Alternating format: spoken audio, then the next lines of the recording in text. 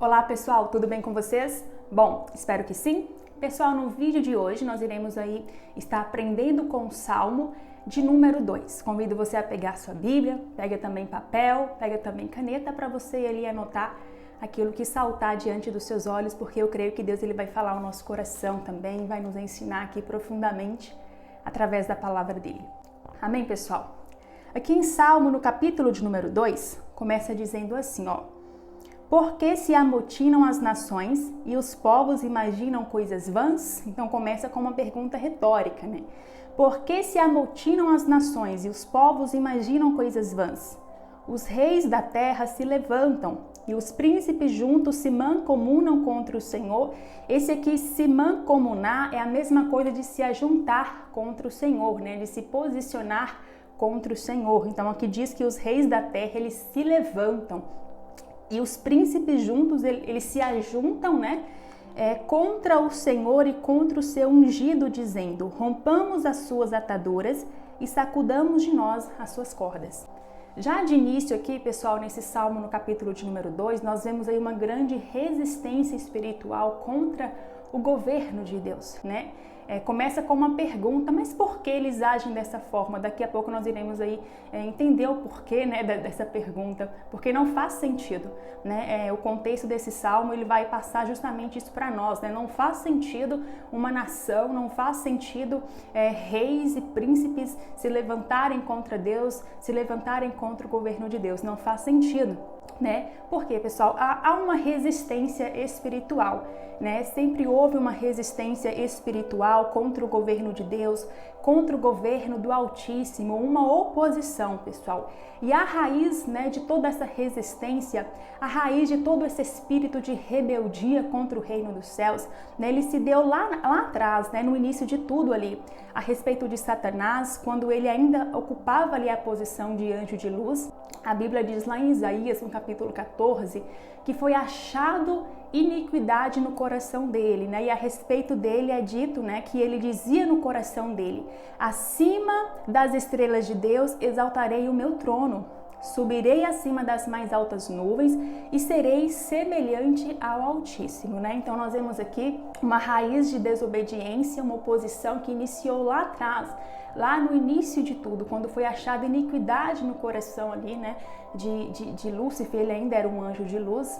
Então ele dizia para si mesmo, ele dizia em seu coração: não, eu vou subir acima das mais altas nuvens, eu vou estabelecer o meu trono acima de Deus, eu vou estabelecer o meu trono nos céus, acima do trono de Deus, eu serei semelhante ao Altíssimo. Pessoal, ninguém se compara ao Senhor, força, em poder.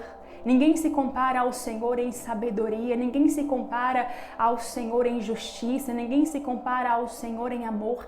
Ele é incomparável. Ele diz: eu sou Deus e fora de mim não há outro, somente Ele é Deus. A Bíblia fala que os céus é o trono de Deus e a terra é o escabelo dos seus pés, né? Lá em 2 Crônicas, Salomão, quando ele está ali se preparando para construir um templo, né, em adoração a Deus, ele começa ali a meditar, a pensar consigo mesmo, né? Quem sou eu para construir um templo em adoração a Deus, se nem os céus e nem os céus dos céus pode conter a ele, de tanto que ele é grande, né? Quanto mais um templo, né, constituído por homens, feito por mãos humanas, de parede, de tijolos, né? Se nem os céus dos céus é suficiente para conter, né, para abraçar toda a grandeza de Deus, quanto mais ali um templo, né? Mas ali ele dá continuidade na construção para que ali seja um local de adoração a Deus, um local onde se queimasse ali sacrifício diante de Deus. Então, irmãos, ninguém se compara ao Senhor em grandeza, em força, nada e nem ninguém. E lá em Apocalipse, eu vou até abrir com vocês aqui, Apocalipse no capítulo de número 12, também fala um pouco desta guerra, né? Dessa raiz que se deu início. Hoje nós vemos aí um espírito de desobediência. A Bíblia fala lá em Efésios, no capítulo de número 2, no versículo de número 2, que há uma opressão, há uma malignidade operando hoje nos filhos da desobediência, né? Aqueles que vão contra as leis de Deus, aqueles que pensam, que planejam, que não estão nem aí com os estatutos do Senhor. A Bíblia fala lá em Efésios, no capítulo 2, que eles são governados, né, por essa força maligna. E aqui em Apocalipse, no capítulo 12, versículo de número 7, ainda falando aí sobre a raiz dessa guerra, né, porque os povos, eles se reúnem, porque eles tomam conselhos, é nação se aconselhando com outra nação, né, planejando como nós podemos romper, né, o governo de Deus sobre as nossas vidas, né, eles imaginam em si como nós podemos nos livrar do governo dele, como nós podemos nos livrar dos mandamentos, da palavra dele. Não, nós não queremos esse Deus governando sobre nós, nós não queremos esse reinado sobre nós. Então aqui Salmo no capítulo 2, versículo de número 1 ao 3, ele vai falar justamente sobre esse tipo de pensamento, né, de ímpios, de nações ímpias que não querem se submeter ao reinado, ao governo e ao domínio do nosso Deus Todo-Poderoso. E aqui em Apocalipse, no capítulo de número 12, versículo de número 7 em diante, vai dizer assim, ó: E houve batalha no céu, Miguel e os seus anjos batalhavam contra o dragão, e batalhavam o dragão e os seus anjos. Mas não prevaleceram, nem mais o seu lugar se achou nos céus. E foi precipitado o dragão, e foi precipitado o grande dragão, a antiga serpente chamada o Diabo e Satanás, que engana todo mundo. Ele foi precipitado na terra e os seus anjos foram lançados com ele. Quero fazer um adendo aqui muito importante, porque ainda nesse contexto aqui de Apocalipse 12, no versículo de número 12 também, vai dizer assim, ó: Ai dos que habitam na terra e no mar, porque o diabo desceu a vós e tem grande ira, sabendo que já tem pouco tempo. Irmãos, quando Satanás ele foi lançado por terra, foi dito nos céus, né? Ai dos que habitam sobre a terra, porque Satanás foi lançado até eles em grande ira, sabendo que tem pouco tempo. Pouco tempo para quê, pessoal? Pouco tempo para continuar exercendo, né, essa posição contra Deus. Pouco tempo para fazer o máximo de estrago que ele puder fazer nessa terra e na vida de muitas pessoas. Né? Ele tem pouco tempo para causar estrago, por isso hoje nós vemos aí tanta promiscuidade, a iniquidade tomando conta, né? O próprio Senhor Jesus Cristo, ele disse que por se multiplicar a iniquidade, né, nos finais dos tempos, a iniquidade, ela iria se multiplicar. Então nós vemos hoje aí essa multiplicação, ela acontecendo, né, com toda força mesmo. Então Satanás, ele tinha esse pensamento, eu tenho pouco tempo. Engraçado que até o diabo, irmãos, ele sabe que ele tem pouco tempo para agir. Por quê? Porque lá aqui em Apocalipse mesmo, o Senhor diz: eis que cedo venho, né? E o meu galardão, a minha recompensa, ela está comigo, ele está comigo para dar a cada um segundo as suas obras, né? Segundo o seu andar, segundo as suas obras. Então, o Senhor tem ali o galardão, a vida eterna, né? Ele mesmo, né? A vida eterna e a eternidade para conceder àqueles que verdadeiramente o amaram, né? Que o receberam como único e suficiente Salvador, que entregaram as suas vidas para Ele, né? A vida eterna para esses. Mas a Bíblia fala que o sofrimento eterno, o tormento eterno para os filhos da perdição, né? Para aqueles que andam em um caminho de impiedade. Engraçado que Satanás, ele sabe que tem pouco tempo. E grande parte das pessoas, muitas pessoas, elas vivem como se elas estivessem vivendo a eternidade aqui, né? Como se Cristo não fosse voltar, como se um dia não tivéssemos que nos apresentar diante de Deus. Sim, irmãos, a Bíblia fala que todos nós teremos que nos apresentar diante de Deus para prestarmos contas ao Senhor da nossa vida. Né? Todos nós teremos que nos apresentar ante o juízo de Deus, diante do juízo de Deus. Então muitos vivem, e como eu disse no vídeo anterior, como se Deus realmente não existisse, como se fossem ter uma eternidade aqui, né? E não se preocupam com as suas almas, né? Estão muitas das vezes ali preocupados em adquirir, em ajuntar tesouros nesta terra, em ajuntar bens nessa terra, né? Em conquistar. Não, eu vou conquistar aqui, eu vou fazer aqui. E muitas das vezes a sua alma está morrendo espiritualmente, né?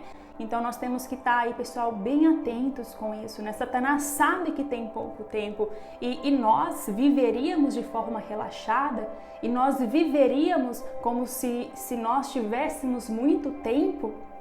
Ô, irmãos, isso é muito sério. Então, só fazendo aqui esse adendo, né? Então aqui Satanás ele foi lançado por terra.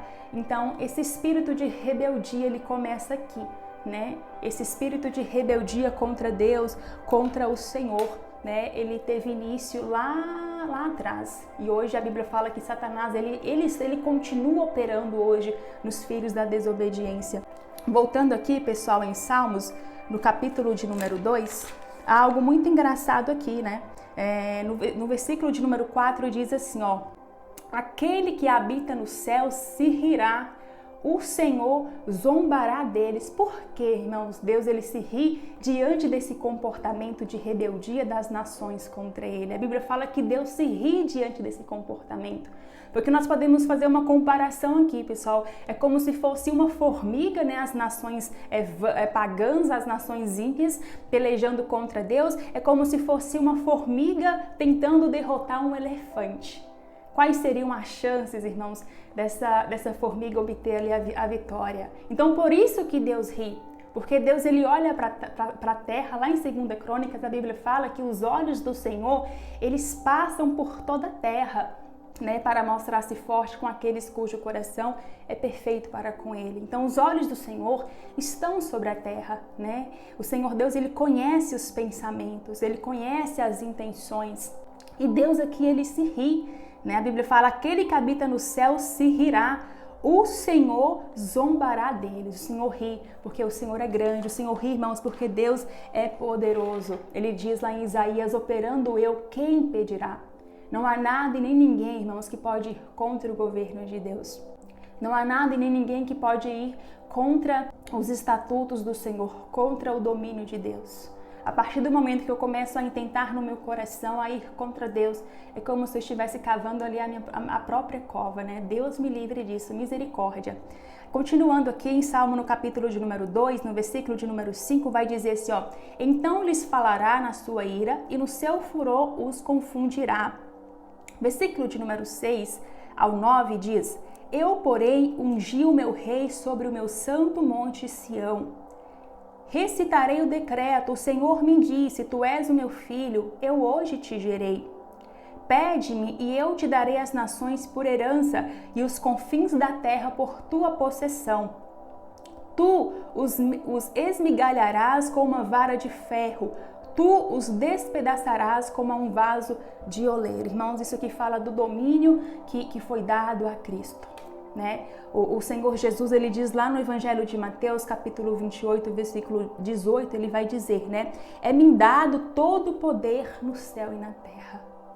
Então Deus, ele constituiu a Cristo, né, como dominador supremo, como governador supremo. Por isso que nós precisamos estar debaixo dessa autoridade. E a partir do momento que Deus ele constituiu a Cristo, né, como o Todo-Poderoso, né, ele deu o poder. Cristo diz, é-me dado todo o poder nos céus e na terra. No versículo 9 diz, ó, tu os esmigalharás como uma vara de ferro, tu os despedaçarás como um vaso de oleiro.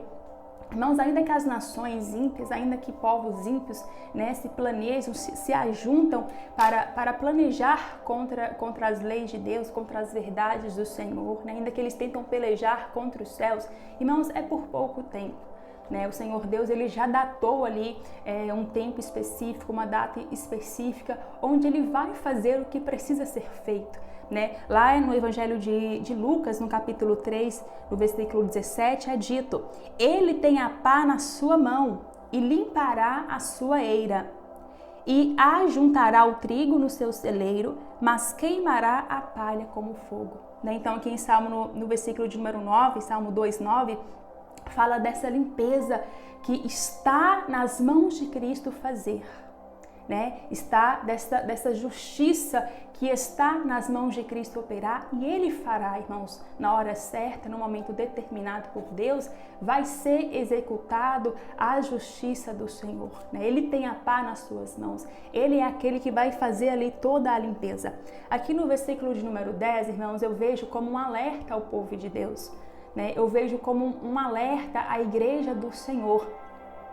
Dito tudo isso, né, no versículo de número 10 vai dizer: Agora, pois, ó reis. Reis aqui nós podemos considerar também no sentido figurado, irmãos.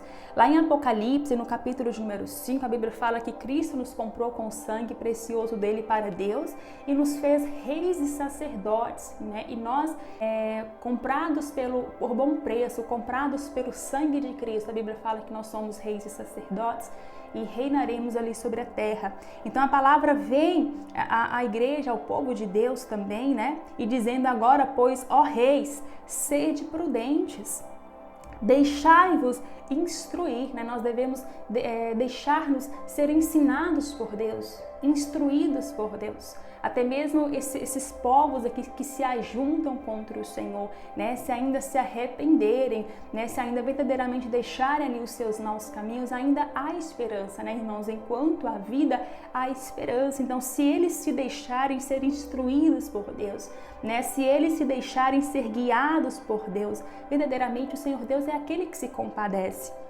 No versículo 11 diz: servi ao Senhor com temor. Irmãos, a Bíblia fala que ai daquele que faz a obra de Deus relaxadamente, ou seja, ai daquele que tenta andar com Deus de forma relaxada, né? Que tenta andar com Deus tentando levar uma vida de qualquer jeito. E eu vou dizer aqui de uma forma bem simples, irmãos, é que não ora, que não tem uma vida de oração, que não tem uma vida de consagração, que o salmista Davi, ele dizia: não porei coisas más diante dos meus olhos. Então nós vemos hoje, muitas das vezes, ali uma geração, um povo que se intitula como o povo de Deus, mas que muitas das vezes tem colocado coisas más diante dos seus olhos, coisas abomináveis diante dos seus olhos, tem servido a Deus relaxadamente. E a Bíblia fala ai, né? Ai é sinônimo de dor, né? Ai, de sofrimento.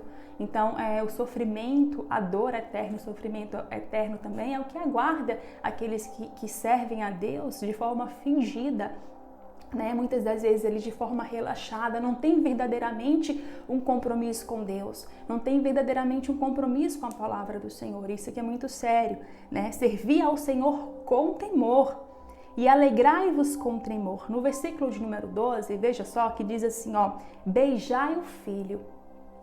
Irmãos, quando nós vemos ali um comportamento, né, diante de uma autoridade, quando alguém chega diante de uma autoridade, beija ali a sua mão, né, aquela pessoa ela está tendo ali um comportamento de reverência, de honra, né? O beijar a mão de alguém, né, representa honra, representa reverência. E aqui em Salmo, no capítulo 2, versículo 12, diz: beijai o filho. Nós temos que dar essa honra a ele. Porque se o próprio Deus, o Senhor dos Senhores, deu a ele todo o poder no céu e na terra, o honrou, dando a ele todo o poder nos céus e na terra, ainda mais nós, né? Não iremos honrar ele com a nossa vida, com a nossa existência, não iremos honrar ele com os nossos corações. Então nós temos que dar honra, nós temos que dar reverência ao Senhor, porque ele é Deus, ele é o Senhor. Ele diz: fora de mim não há outro, fora de mim não há Deus. Beijai o filho para que se não ire e pereçais no caminho, quando em breve se inflamar a sua ira. Bem-aventurados todos aqueles que confiam no Senhor. Irmãos, esse é o vídeo de hoje, amém? Depois volte aí no Salmo de número 2, na sua Bíblia, continue meditando aí. Eu creio que Deus ele é poderoso para continuar falando ao seu coração. Amém, pessoal? Bom, por hoje é só, pessoal. Convido você aí a deixar o seu comentário aí abaixo, a se inscrever também no canal, a compartilhar esse vídeo aí para que a mensagem de Deus, para que a palavra de Deus possa alcançar também muitos outros corações para a glória de Deus. Amém, pessoal? Até o próximo vídeo e um forte abraço.